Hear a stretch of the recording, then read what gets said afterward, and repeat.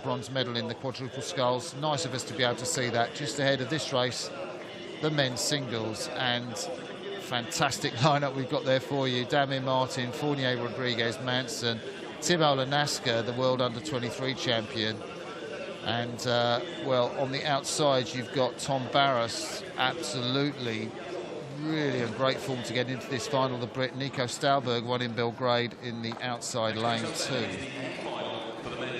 So now it's time for the men's single sculls. We see the boat there. One sculler, two oars.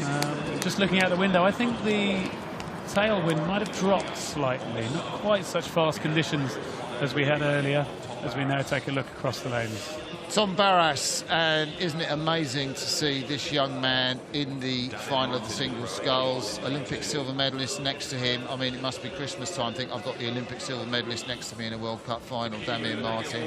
Angel Fournier Rodriguez, the Cuban. He is in one of the centre lanes. Won his semi-final yesterday.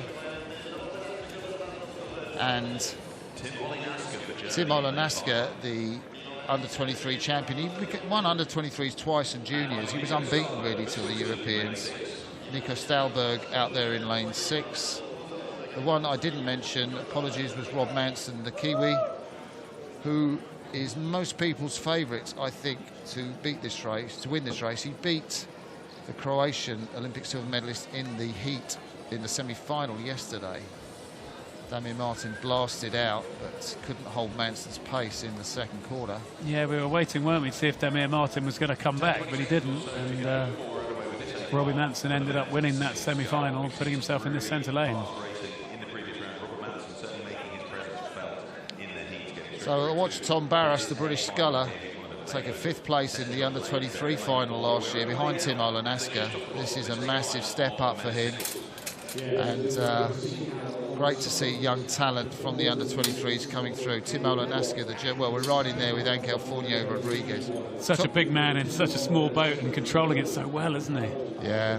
I mean, this is your event, Greg. You were world bronze medalist in this event in '97, but look at Timo Lanaska there.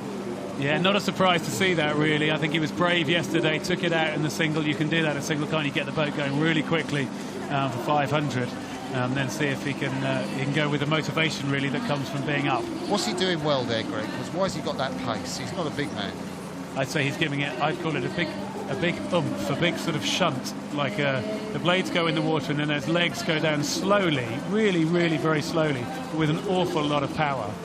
So he's really shunting it with his legs, opening with his back really quite strongly. So it's a lot of oomph, a lot of power. He's not a hit, which is why I call it a shunt rather than a pull, because it's very smooth. The question is just whether he can keep that amount of power going into every stroke. Yeah, he's just changed rhythm there. You can see. Hasn't he? Yeah. Just at that stroke. Great camera shot, you can see. Yeah. And the speed's going to come off the boat. Nico Stalberg, the man who took World Cup title in Belgrade, first World Cup of the season. Not quite the Europeans he wanted. There's a huge difference in terms of the speed of Lanaska there when you see how much difference that's made to how he's now just settled into a sustainable pace.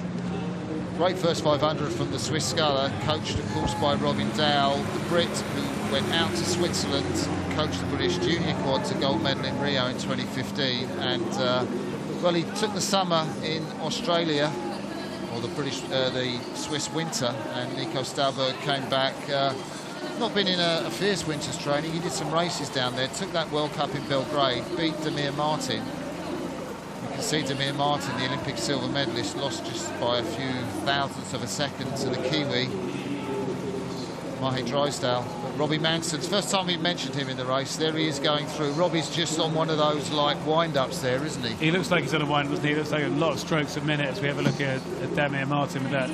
Yeah, just long and quite loose, you would say, about his sculling. It won't feel loose, it'll feel like he's making a big effort. But it's different to what you see with Manson up at 38 strokes a minute. So what's Manson done there? Because Nico Stalberg moved through Timo Lanaska, but Manson is just like, he's just gone mad. He's just like... Well, perhaps it's his New Zealand thing, isn't it? To get off the start smoothly and then look to just really turn it on, squeeze the power on when other people are hurting. So what I don't understand is how a sculler like Manson can be rated 38 and his Felipe Shell is just running dead flat in the water. Yeah, and he hits it quite hard with his legs as well. I'd say his leg drive's considerably quicker than what we were looking at earlier with the German sculler, but it's a different, more dynamic kind of stroke than the slower oomph sort of stroke we saw earlier. You see they're the new sponsors of New Zealand rowing, Rocket Kitchen, and they're really glad to have their support for this season. Rocket Kitchen Catering Company, and Robbie Manson has had a second quarter, destroyed the field. 3:16 through the second quarter, 3:16.13. It's under world's best time pace, Greg. That's fast, isn't it? Again, 3:16. Imagine doubling that up if you could do that for 6:32. Crazy speed. Mahe Drysdale set the world's best time when he beat Britain's Alan Campbell here in the World Championships in 2009, 6:33.35. So he's under world's best time pace, and I don't think the conditions are anything like as quick as they were that day. They were very rough. But look at Manson. He's still moving, isn't he? He's still moving. He's still at 38. Amazing. He's killing the Olympic silver medalist. That's amazing, isn't it? He's killing Fournier Rodriguez. He's killing Nico Stalberg, who won the first World Cup. Robbie Manson from Wairau in New Zealand is just sensational. Where does he get that pace from?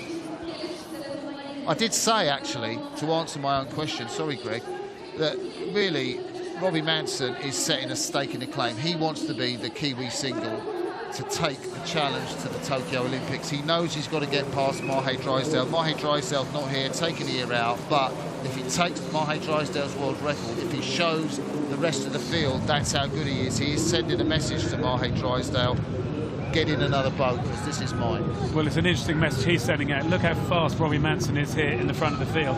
I've also got to say, look how slow Damir Martin is. That Damir Martin is going to be back here battling it out with young Tom Brabus beside him and the rest of the field. He's under world record pace, 4:54.41 and 4:55.1.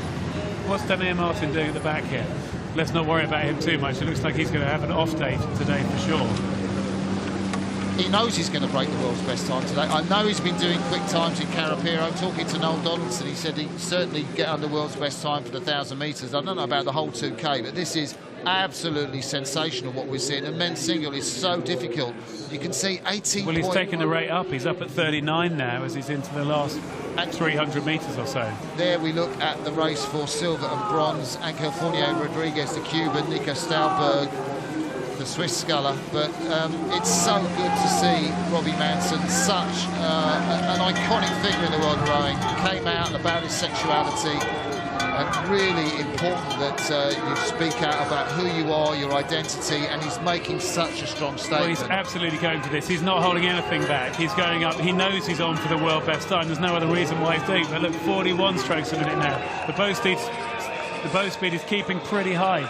Let's see if he can get up over that 19 metres per second and get him up. He's back up there at 19.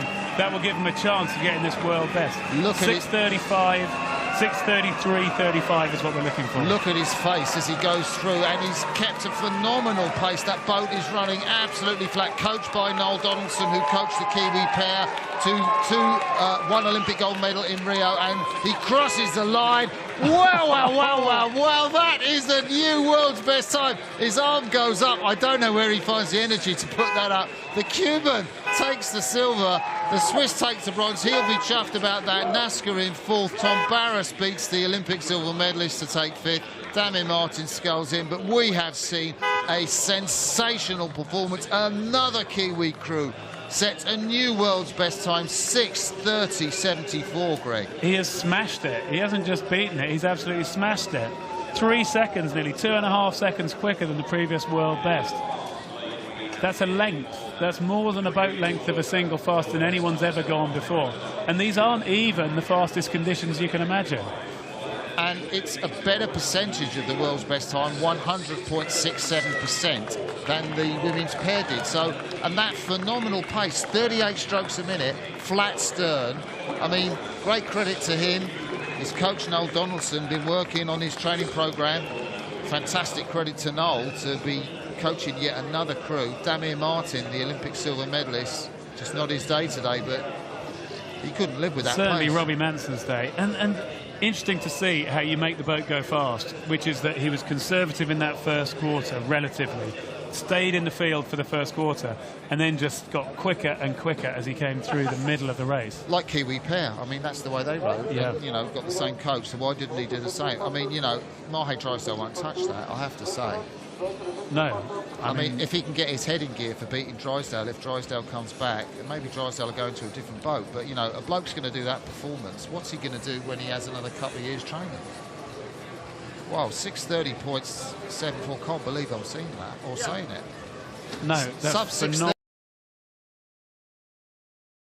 in a single. And that's a good field. Fournier Rodriguez, double Olympian, and he's world won medalist. by 7 seconds. Yeah. Like sub 6:29 in the singles on there. Yeah.